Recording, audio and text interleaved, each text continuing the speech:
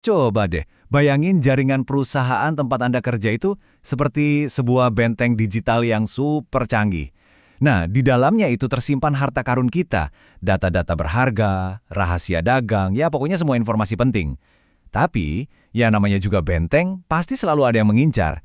Buat melindunginya, kita nggak bisa cuma pasang tembok. Kita butuh strategi pertahanan yang benar-benar cerdas. Terus, gimana dong caranya kita jagain benteng ini? Jawabannya tuh bukan sekedar bangun tembok yang lebih tinggi, tapi soal menciptakan sistem pertahanan yang berlapis-lapis dan pinter, di mana setiap lapisannya punya tugas masing-masing buat mendeteksi dan melumpuhkan penyusup. Yuk kita bedah satu persatu. Oke, ini dia denah benteng kita. Di luar sana, ada dunia internet yang liar dan tak terduga. Terus di bagian paling dalam, ada intranet. Ini ibaratnya ruang tahta, tempat semua harta kita disimpan dengan aman. Nah, di antara keduanya, ada area abu-abu yang namanya DMZ atau Demilitarized Zone. Anggap aja ini kayak teras depan kastil kita. Disinilah kita menerima tamu, kayak website publik perusahaan, tanpa harus ngasih mereka kunci buat masuk ke seluruh istana. Setiap benteng yang hebat butuh tembok yang kokoh dan penjaga gerbang yang super waspada kan? Nah, dalam dunia digital, peran ini dipegang oleh yang namanya firewall. Inilah garis pertahanan pertama kita. Jadi apa sih firewall itu? Gini deh, bayangin seorang bouncer di sebuah klub malam yang paling eksklusif. Dia itu megang daftar tamu. Nah, daftar tamu ini adalah aturan mainnya. Siapapun yang mau masuk atau keluar, identitasnya bakal dicek. Nama Anda nggak ada di daftar? Atau mungkin gerak-gerik Anda mencurigakan? Wah, maaf nih, Anda nggak bisa lewat. Sesimpel itu. Dan cara kerjanya gampang banget dibayangin. Lihat deh, lalu lintas data yang aman, misalnya email dari rekan kerja Anda, itu dapat lampu hijau, boleh lewat. Tapi, kalau ada sesuatu yang mencurigakan terdeteksi, wus, langsung dapat stempel merah, ditolak mentah-mentah. Paket data itu bahkan nggak akan sempat menyentuh gerbang utama kita. Tapi, penting buat kita tahu nih, nggak semua firewall itu diciptakan sama. Ada yang namanya firewall jaringan. Ini ibarat tembok raksasa yang ngelilingin seluruh kompleks benteng. Terus ada juga firewall host, ini lebih kayak kunci keamanan pribadi yang dipasang di pintu setiap kamar di dalam benteng.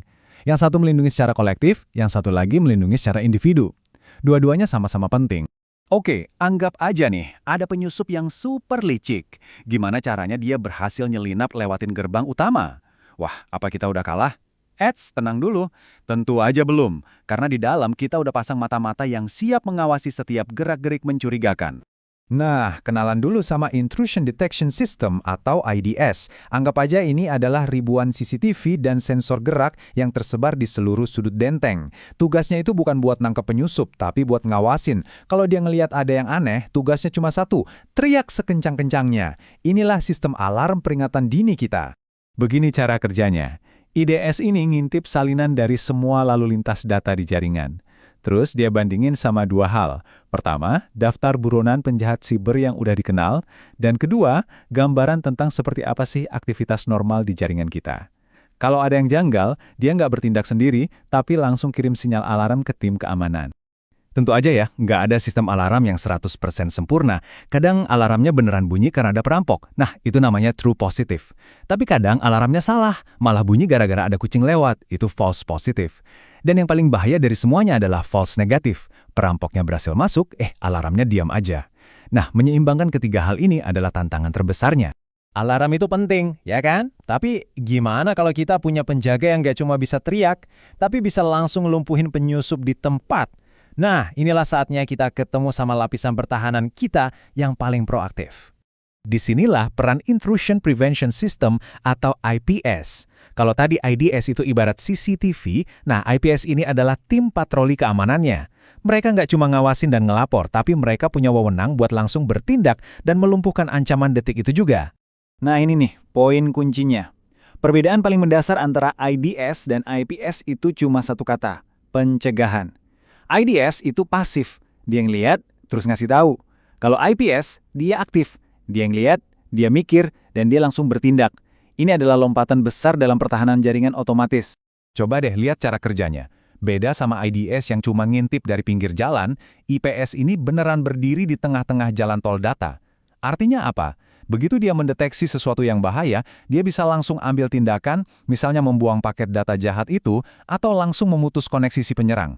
Serangan itu dihentikan bahkan sebelum sempat dimulai. Firewall, IDS, IPS. tembok, mata-mata, sama pasukan penjaga. Kedengarannya benteng digital kita ini udah aman banget ya. Eits, tunggu dulu. Karena dalam dunia cyber, medan perangnya itu nggak pernah sama. Kenyataannya, ini tuh kayak permainan kejar-kejaran yang nggak akan pernah ada habisnya. Setiap kali kita berhasil bangun tembok yang lebih tinggi, para penyerang selalu nemuin cara buat bikin tangga yang lebih panjang. Setiap kali kita pasang sensor baru yang lebih canggih, para peretas selalu nyari cara buat jadi nggak kelihatan. Ya, begitu terus.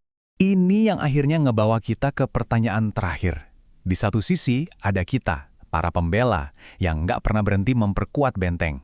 Di sisi lain, para penyerang, yang selalu punya trik baru di kantong mereka. Jadi, pertanyaannya, dalam perlombaan senjata digital ini, siapa sih yang sebenarnya menang? Ataukah kita memang ditakdirkan untuk selamanya waspada? Coba Anda renungkan.